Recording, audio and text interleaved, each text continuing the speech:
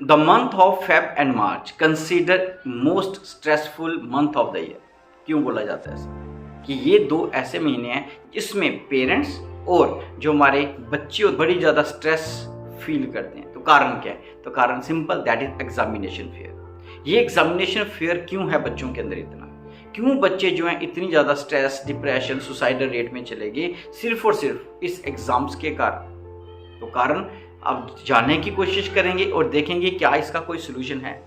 बिल्कुल है। तो आज हम इस वीडियो के अंदर इन्हीं कुछ फैक्टर्स को देखेंगे और अगर कोई पेरेंट्स इसको देख रहा है तो कोशिश करें वो बच्चे का साथ दे, क्योंकि आपको भी नहीं पता।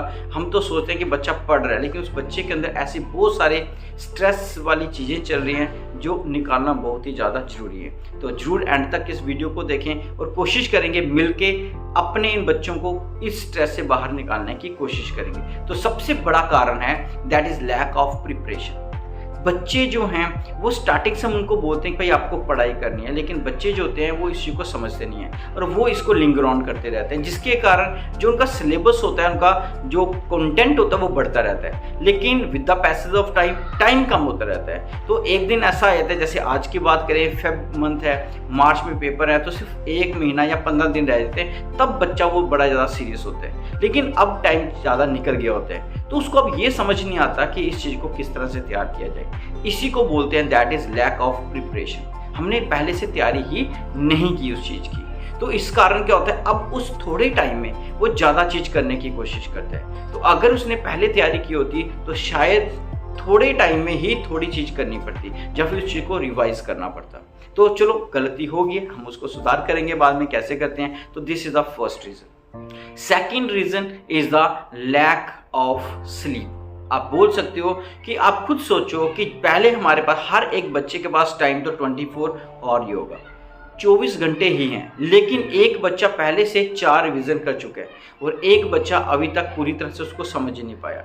तो ऐसे बच्चे जो होते हैं, मोस्टली, ऐसा नहीं बोलूँगा कि यही बच्चे ज़्यादा स्ट्रेस में होते हैं, कई बार दूसरे भी होते हैं, उनका भी मेन ऐसा ही कारण होता है कि इस दौरान क्या होता है कि बच्चे जो होते हैं पूरी नींद नहीं ले पाते।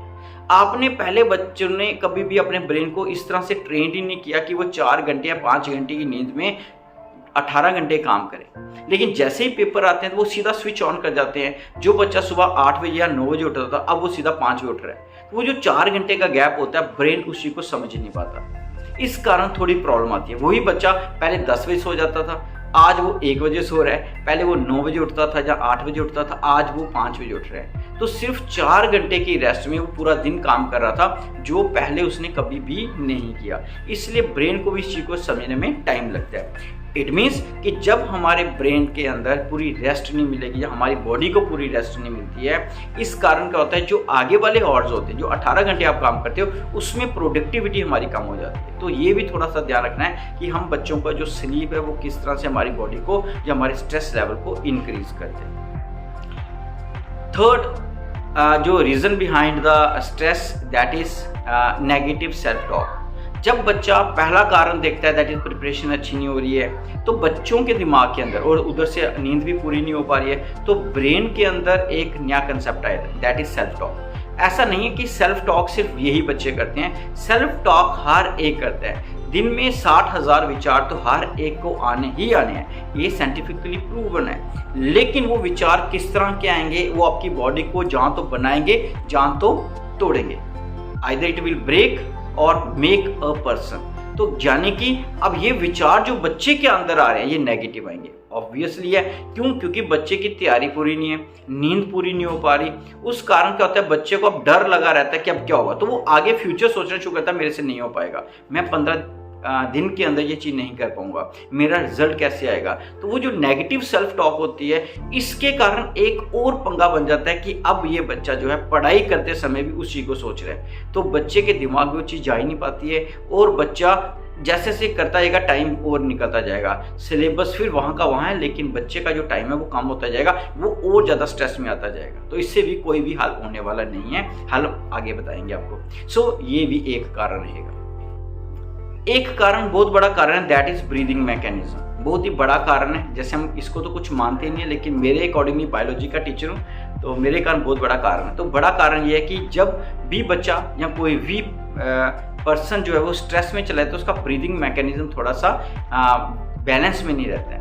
इसी तरह से जब ये बच्चे पढ़ रहे होते हैं, जहाँ तो पूरा रूम बंद करके पढ़ रहे होते हैं, या फिर स्ट्रेस में जब पढ़ रहे हैं, तो ब्रीदिंग जो मैकेनिज्म प्रॉपर नहीं हो पाता, यानी कि हमारा सांस लेने का और छोड़ने का तरीका थोड़ा सा गलत हो जाता है। हम उतनी ऑक्सीजन ले ही नहीं पाते जितनी बॉडी को चाहिए, क्योंकि हमारी बॉडी के बिलियन ट्रिलियन जो सेल्स हैं उनको ऑक्सीजन चाहिए, रेगुलर ऑक्सीजन चाहिए, ताकि वो खाना तोड़ सके, और उसी ऑक्सीजन से ही खाना टूटता है और आपको एनर्जी मिलती है। और इस दौरान तो ज़्यादा एनर्जी चाहिए। दूसरा, ब्रेन के सेल्स को भी एनर्जी चाहिए। ब्रेन के डिफरेंट पार्ट्स हैं जिनको एनर्जी चाहिए और साथ साथ ऑक्सीजन भी चाहिए, और इसी ऑक्सीजन से ज़्यादा लेने से हमारी बॉडी के अंदर, हमारे ब्रेन के अंदर एक हार्मोन रिलीज होता है जिसको बोलते हैं हैप्पी हार्मोन, डोपामाइन।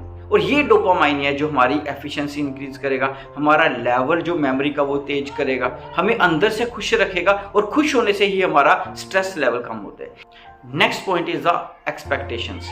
तो हमारे बच्चे जो है उन्होंने अपने से कुछ एक्सपेक्ट किया होता है, और उसी तरह से पेरेंट्स जो हैं वो भी कुछ एक्सपेक्ट करते हैं बच्चों से कि वो इस एग्ज़ाम के बाद क्या करेंगे।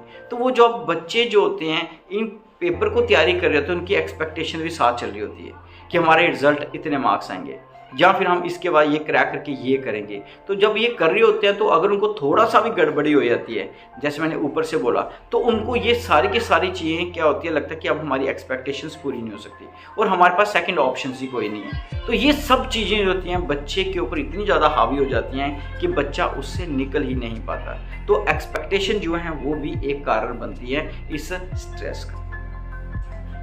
ओके, अभी तक जो हमने 5 पॉइंट्स देखे ये थे कि एक हमारा बच्चा जो है, जब पेरेंट्स है, वो क्यों स्ट्रेस के अंदर है, और मंथ कौन सा है, दैट इज फेब एंड मार्च। तो हमें क्या कर सकते हैं, क्योंकि जो टाइम था वो तो चला गया। अब हम इस थोड़े से टाइम के अंदर किस तरह से इस स्ट्रेस से निकल सकते हैं, क्योंकि स्ट्रेस से कोई भी सोल्यूशन निकलने वाला नहीं है। अगर कोई सोल्यूशन निकलेगा तो वो इसी से निकलेगा कि आपको स्ट्रेस से बाहर आना, और स्ट्रेस को बाहर आने के लिए हमें किसी न किसी तरह की मोटिवेशन जरूर चाहिए। तो सबसे पहले हमें क्या करना पड़ेगा, सबसे पहले आपको काम करना पड़ेगा एक पेरेटो इफेक्ट के अंदर। तो पेरेटो इफेक्ट क्या है, दैट इज 80-20 इफेक्ट। इसी इफेक्ट के बेस पे हम अगर कहें, आप अपने सिलेबस में भी कुछ ऐसे इंपॉर्टेंट टॉपिक्स निकालो, क्वेश्चंस निकालो, और उनमें से सिलेबस में से या अपना जो रीडिंग करें उसमें से उन चीज़ों को थोड़ा सा निकाल सकते हो जो आपको लगता है कि ये शायद इतने इंपॉर्टेंट नहीं। इससे होगा क्या, क्योंकि टाइम आपके पास कम है, ज़्यादा के लिए जाओगे तो हो सकता है आप स्ट्रेस में आ जाओ।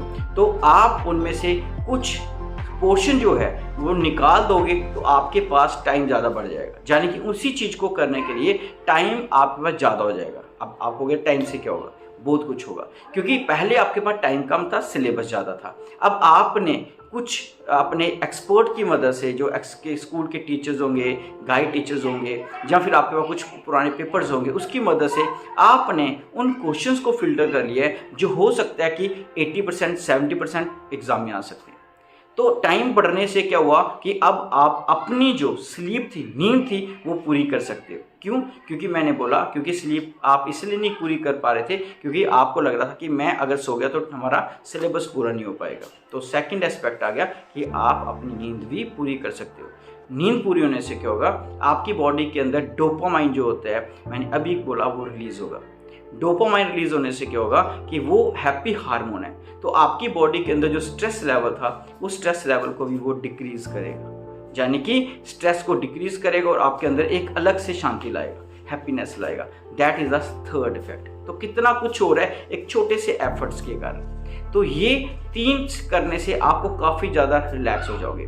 नेक्स्ट, आप जो एक्सपेक्टेशन कर रहे थे कि हमारा एग्ज़ाम का रिजल्ट क्या आएगा, वो तो कभी भी आपके हाथ में नहीं है। तो जो चीज़ आपके हाथ में नहीं है, आप उसके लिए ज़्यादा टेंस नहीं हो सकते। आपके हाथ में सिर्फ आज का दिन है, कल का भी नहीं है और पिछले कल का भी नहीं है। तो आज जितना एफर्ट कर सकते हो, आज जितना खुश रह सकते हो, आज जितना आप उस टाइम को मैनेज कर सकते हो, सिर्फ आज के दिन का ही करो, कल का भी मत करो, क्योंकि कल सुबह आने के बाद देखा जाएगा। तो आज का पैटर्न बनाओ कि किस तरह से हम इसको कर सकते हैं, उससे भी आपको बहुत ही ज़्यादा रिलैक्स हो जाएंगे। और रिजल्ट का तो बिल्कुल नहीं सोचा, क्योंकि पेपर कोई और चेक करेगा, पेपर कोई और ड्रॉ रहा है। तो आप एक ही काम कर सकते हो, तैयारी करके उस थोड़े से सिलेबस को ज़्यादा अच्छे से करके जाओगे, अपने आप को प्रिपेयर करोगे कि मैं बना ही इसलिए हूँ। ये एग्ज़ाम्स ही हैं जो मुझे सक्सेस की तरफ लेके जाएंगे, और मेरी छोटी सी गलती से हो सकता है कि रिजल्ट बुरा आए। तो इसलिए उस पर ध्यान मत देके आप सिर्फ अपनी करनी पे काम दो। आप किस तरह से काम कर सकते हो तो आप काम करो, आगे रिजल्ट का छोड़ दो। इसके बाद अगर हम बात करेंगे हाइड्रेशन, तो ज़्यादातर इस दौरान क्या होता है, बच्चे डिहाइड्रेशन हो जाती है। कारण जब भी आपका स्ट्रेस लेवल बढ़ता है, आपकी बॉडी का टेम्परेचर इंक्रीज करता है, उससे स्वेटिंग होगी, यूरिनेशन होगी, बॉडी का वाटर लॉस कर जाता है, और हमारा पानी पीने का मन भी नहीं करता। तो बच्चों ज़्यादा से ज़्यादा हाइड्रेटेड रहो, पानी को ज़्यादा पियो, उससे भी आपका स्ट्रेस लेवल कम होगा। नेक्स्ट अगर हम बात करें ब्रीदिंग मैकेनिज्म, तो मैंने बोला था कि आपकी जो सांस होती है, जो आप सांस ले रहे हो, ब्रीदिंग मैकेनिज्म है, इनहेल एक्सेल कर रहे हो, बहुत ही ज़्यादा मैटर करता है ये। तो आप क्या करो, जब भी पढ़ते हो तो थोड़ा टाइम जितना हो सके ऑक्सीजन को इनहेल और एक्सेल करो। मीन्स 5 मिनट का अगर आप अच्छी तरह से ऑक्सीजन को ले लेते हो सकता है वो पूरे दिन का काम कर दे।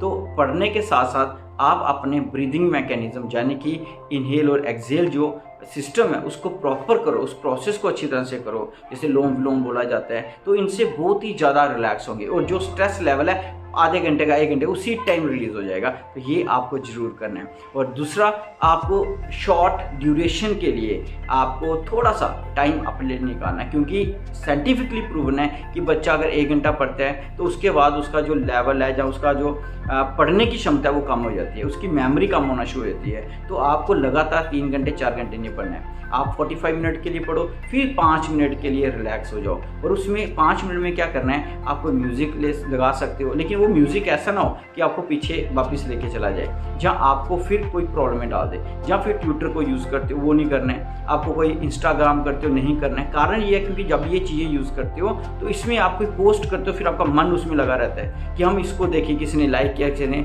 लाइक नहीं किया। तो ये भी एक कारण बनता है कि हमारी सोच जो होती है उन चीज़ों में चली जाती है। तो अपने इन गैजेट से जितना हो सके इस दौरान दूर हो, तो इससे भी आपको बहुत ज़्यादा फायदा होगा।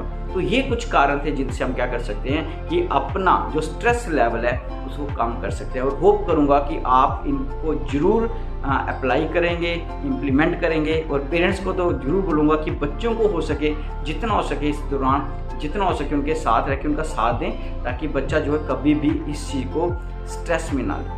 Thank you very much. और वीडियो अगर अच्छी लगी आगे भी बनाते रहें तो आप प्लीज़ इसको लाइक शेयर जरूर करें।